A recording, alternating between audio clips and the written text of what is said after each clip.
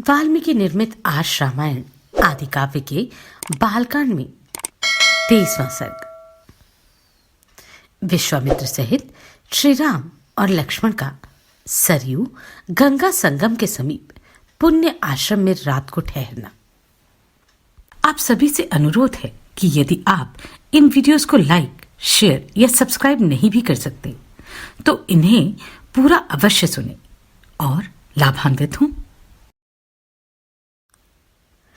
जब रात बीती और प्रभात हुआ तब महामुनि विश्वामित्र ने तिनकों और पत्तों के बिछोने पर सोए हुए उन दोनों कुकुत्सवंशी राजकुमारों से कहा, नरश्रेष्ठ राम, तुम्हारे जैसे पुत्र को पाकर महारानी कौसल्या सुपुत्र जननी कही जाती है। यह देखो, प्रातःकाल की बेला आ गई है। उठो और प्रतिदिन किए जाने वाले देह संबंधी कार्यों को पूर्ण करो।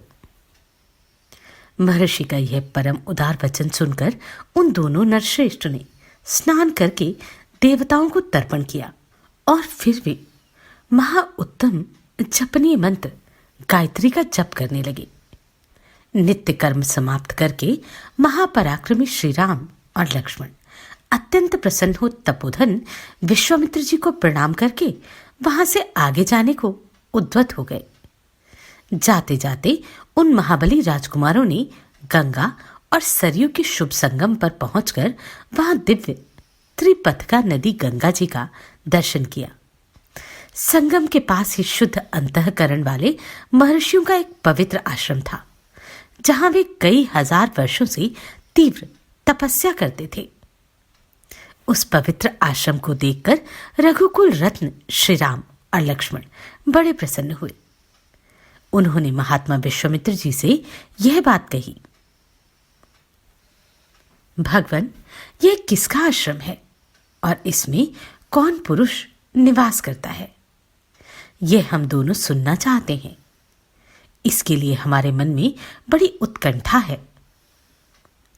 उन दोनों का यह वचन सुनकर मुनिश्रेष्ठ विश्वामित्र जी हंसते हुए बोले, राम, यह आश्रम पहले जिसके अधिकार में रहा है उसका परिचय देता हूं, सुनो।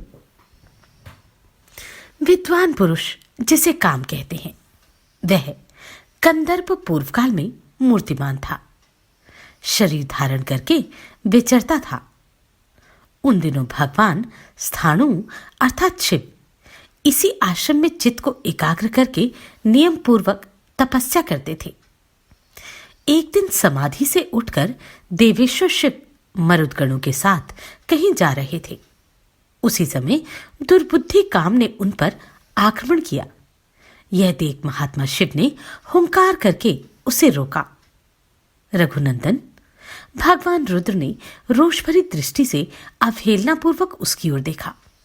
फिर तो उस दुर्बुद्धि के सारे अंग उसके शरीर से जीर्ण शीर्ण होकर गिर गए।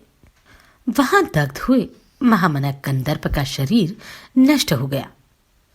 देवेश्वर रुद्र ने अपने क्रोध से काम को अंगहीन कर दिया। राम, तभी से वह अनघ नाम से विख्यात हुआ।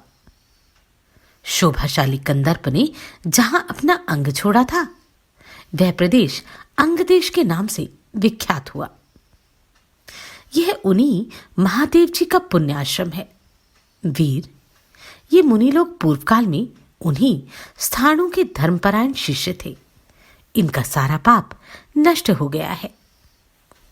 शुभ दर्शन राम, आज की रात में हम लोग यहीं इन पुण्य सलीला सरिताओं के बीच में निवास करें।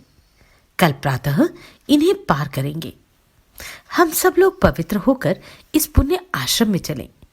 यहां रहना हमारे लिए बहुत उत्तम होगा।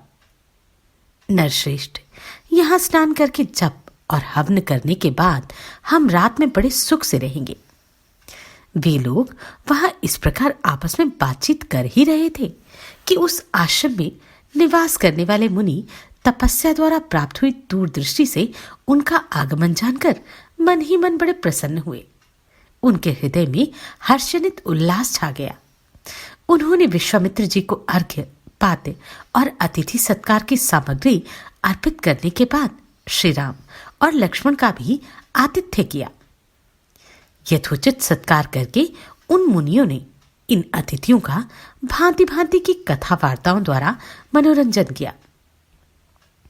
फिर उन महर्षियों ने एकाग्रचित होकर यथावत संध्या वंदन एवं जप किया। तदनंतर वहां रहने वाले मुनियों ने अन्य उत्तम व्रतधारी मुनियों के साथ विश्वामित्र आदि को शयन के लिए उपयुक्त स्थान में पहुंचा दिया।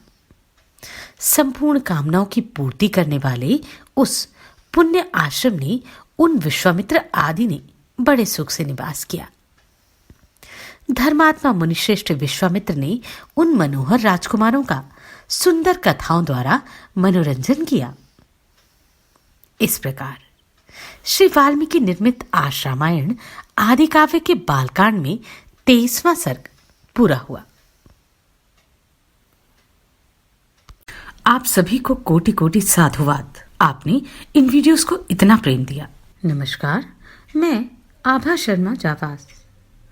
यदि आपको मेरा ये प्रयत्न सराहनीय लगा हो तो मुझे सब्सक्राइब करके प्रोत्साहित करें।